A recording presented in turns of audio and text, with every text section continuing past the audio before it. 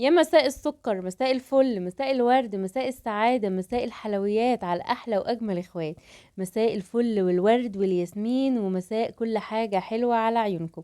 حبايب قلبي وحشتوني جدا جدا. يوم جديد وفيديو جديد وروتين جديد مع بعض، ولايك وشير وسبسكرايب للقناة لو أول مرة تشوفيني، وفعلي زر الجرس يوصلك إشعار بكل فيديو جديد احنا بننزله مع بعض. وطبعا ما ننساش تحت في الكومنتات نصلي على رسولنا الكريم ونقول اللهم صل وسلم وبارك على سيدنا محمد وعلى اهله وصحبه وسلم. ويلا بينا يا ست البنات نخش على الفيديو بتاعنا.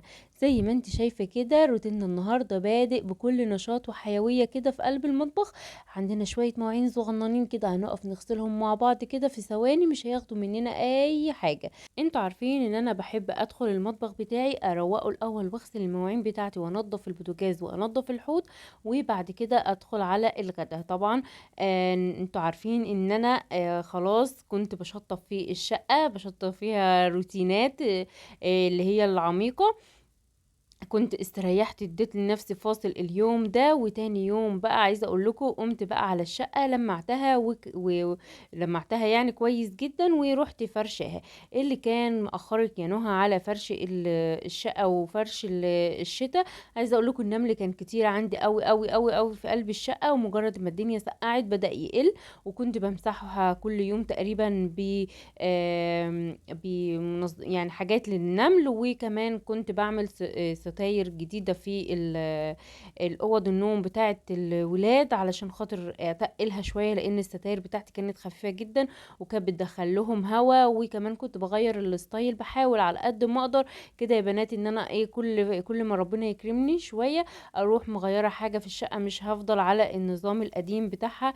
بحيث ان هي ما تبقاش ادمت قوي مني، ويعني اجي اظبطها بعد كده يعني ايه تعوز مني تكاليف وفلوس كتير.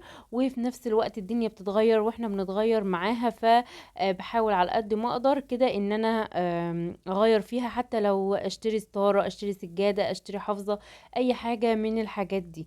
انتوا فاهمين قصدي ايه؟ فكان الراجل بتاع الستاير معطلني ان هو يجيب لي الستاير بتاعتي.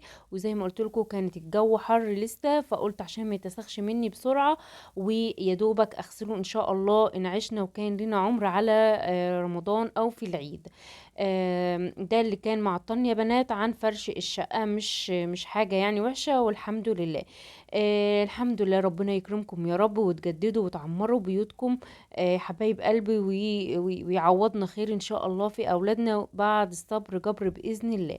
تعالوا بقى اما نشوف هنعمل غدا ايه النهارده مع بعض كده. انا عندي فراخ متبله، انتوا عارفين ان انا بجيب الفراخ واعمل لها التتبيله اللي احنا عملناها مع بعض كذا مره. هنعملها ان شاء الله قريب بقى في مشتروات الشهر كده، بعد ما نستقر كده في الشقه كده وندفيها، نبدا بقى نجيب حاجات بتاعه الشهر كده ونبدا نعمل لها التتبيلات المحترمه كده ونشيلها في قلب الفريزر.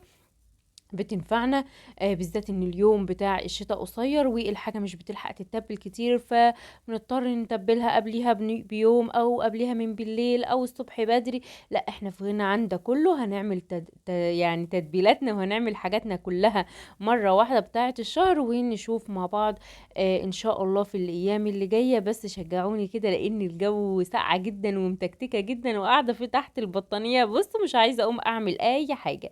اللايك بتاعكم الحلو بقى والكومنتات بتاعتكم الجميلة اللي بتكبر بخاطري وتشجعني وتخليني متحمسة كده ان انا اعمل كل جديد معاكم.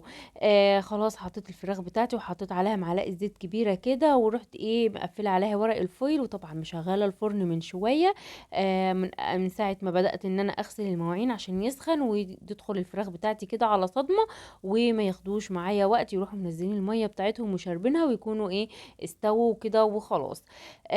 هاجي بقى اعمل شويه رز بالكبد والقوانص كده، حاجه كده مفتخره، حاجه من الاخر من الاخر. هجيب معلقه سمنه بلدي كده واحطها ويا دوبك تسيح معايا او تسخن معايا، هنزل بالقوانص الاول طبعا لان هي اللي بتاخد وقت.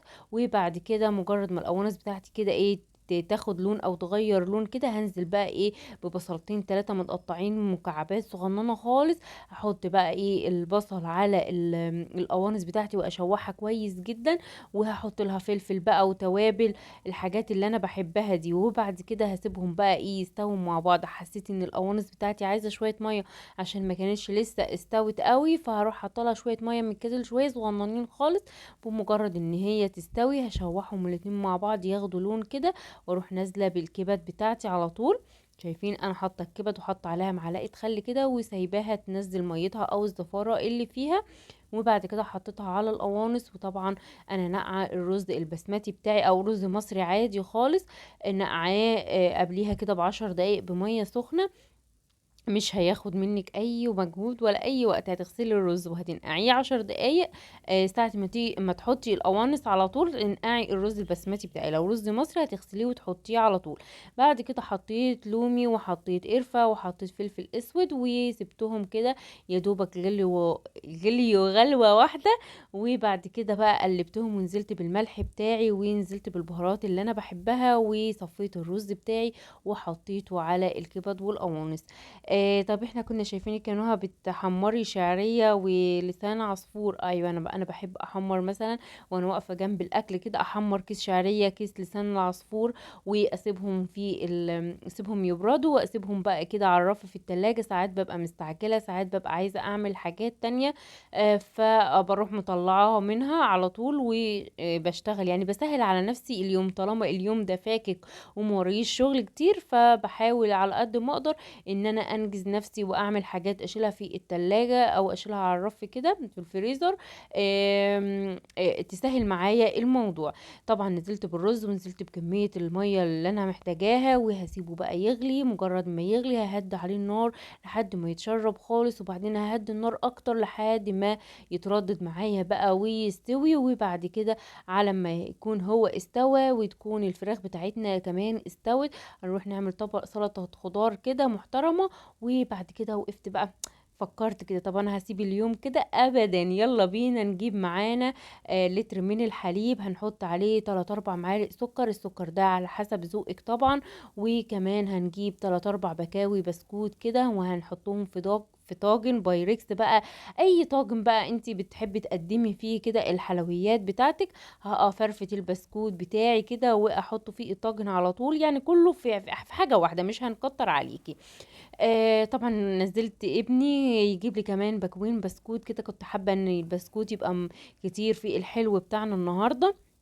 وجاب لي كيسين كريم كراميل اهو. اللتر اللبن عليه كيسين 2 لتر، لتر لبن عليه كيسين 2 كريم كراميل و5 أو 6 معالق سكر على حسب نوع السكر بتاعك بيحلي ازاي، وعلى حسب الرغبة طبعا. في ناس بتحب الحاجة مظبوطة، وفي ناس بتحب الحاجة مسكرة، وفي ناس بتحب الحاجة عذبة، فانا مخلياه مظبوط. واحط معلقتين من اللبن البودر و3 معالق من الكاكاو الخام ومعلقتين من النشا ومعلقة كبيرة من النسكافيه. اي نوع نسكافيه، ده كوفي ميكس عادي يا جماعة خالص، كان عندي من قبل المقاطعة وما كنتش اعرف اصلا ان هو مقاطعة. يعني انا جايباه وما كنتش اعرف ان هو منقطع. اي نوع بقى ايه نسكافيه انت بتحبيه انزلي بيه. يبقى حطينا ايه على اللبن، حطينا السكر، حطينا 2 باكت كريم كراميل، حطينا معلقتين كبار من الحليب الحليب اللي هو البودر او اللبن البودر، وحطينا معلقتين كبار من الكاكاو. وكمان حطيت معلقة كبيرة من النشا ومعلقة كبيرة من اللهم صل وسلم على سيدنا محمد، معلقتين من النسكافيه او اي نسكافيه او كوفي ميكس اي حاجه. الخطوه دي اختياري يعني مش اجباري، ممكن تستغني عنها خالص. طبعا هنرفع الخليط بتاعنا ده بعد ما ندوبه كويس جدا على النار لحد ما يتقل. وطبعا لو عندك حته شوكولاتايه كده خام حطيها كمان على الخليط بتاعنا كده بعد ما يتقل. كل ده دوبيه على النار لحد ما تحصلي على قوام تقيل شويه شبيه الى المهلبيه، شبيه الى المهلبيه. وبعد كده دوبي الشوكولاته بتاعتك زي ما انت شايفه كده لحد ما الشوكولاته بتاعتي تدوب. وهنزل بقى ايه بالخليط بتاعي ده. اهو ابني كان جه يعني بصوا ما خدش مني 10 دقايق، دوبت الحاجة كلها في قلب اللبن ورفعته على النار لحد ما تقل، ودوبت الشوكولاتة. كان ابني جاب لي ايه باكو بسكوت كمان سادة كده، ورحت ايه مكسراه تكسير عشوائي خالص بايديا خالص كده، بسكوت سادة عادي يعني، اي نوع بسكوت بقى انت بتحبيه او انت بترتاحي فيه. هروح نازلة بقى ايه بالجناش بتاعي او بالخلطة بتاعتي دي او المهلبية، انا هسميها مهلبية بس هي شبيهة للدانت. عارفين الدانت المفروض ان البسكوت كله بيفضل تحت والخليط يعني بيبقى فوق من على الوش كده، بس البسكوت بتاعي طلع فوق كده. عايزه اقول لكم ان هو ادى شكل وادى تيست حلو قوي. بعد كده يعني انا بعمله كل مره بيبقى البسكوت تحت والجناش بتاعي هو اللي بيبقى فوق. بس عايزه اقول لكم لما البسكوت طلع فوق كده اداله شكل حلو قوي. بعد كده هبقى اسيب شويه من البسكوت وازوق بيه الطبق بتاعي او الدانت بتاعي. هتاكليه هتحسي ان انت بتاكلي دانت من بره، حرفيا هتحسي ان هو الدانت مش هيختلف عن الدانت اللي بره، بالعكس هيبقى احلى وانضف وتبقي مرتاحه له نفسيا. هشيل بقى الخليط بتاعي ده اسيبه يبرد، وبعد كده هدخله في التلاجة، وبعد كده هنشوف شكله مع بعض. كانت الفراخ بتاعتي طلعت والرز بتاعي كان استوى، وعملنا سلطه خضراء وطلعنا زيتون مخلل، وعندنا كرومبايه كده من اللي هي الكابوتشي طلعناها حطيناها جنب الخضار كده، جنب الفراخ بتاعتنا كده. ونروح نتغدى بألف هنا وشفا لكل اللي أكل منه. وكمان طلعنا الحلو بتاعنا كده من التلاجة، هو كان عايز يرتاح شوية كمان من التلاجة كده عشان يطلع القطعة بقطعتها. هنشوف دلوقتي يطلع سايبة شوية، كان عايز يتساب شوية كمان، بس انا بصراحة كنت مستعجلة عليها. كان عايزين نحلي بقى، وكنت عايزة اوريكم يعني اطلعه واوريكم واصوره كده جوه الفيديو، عشان بصراحة انا لو كنت سبته ما كنتش هتلاقوه ولا كنتش هعرف اصوره لكم، ما كنتش هلاقيه اصلا. لو وصلتي بقى معايا لحد هنا وعجبك الفيديو وعجبك النهاردة الغدا بتاعنا او الحلو بتاعنا او اي حاجة عجبتك جوه الفيديو، دوسي لي لايك واعملي لي شير للفيديو، وكمان اكتبي لي كومنت حلو زي كده، وما تنسيش طبعا الاشتراك في القناة. واشوفكم في فيديو جديد، مع السلامة.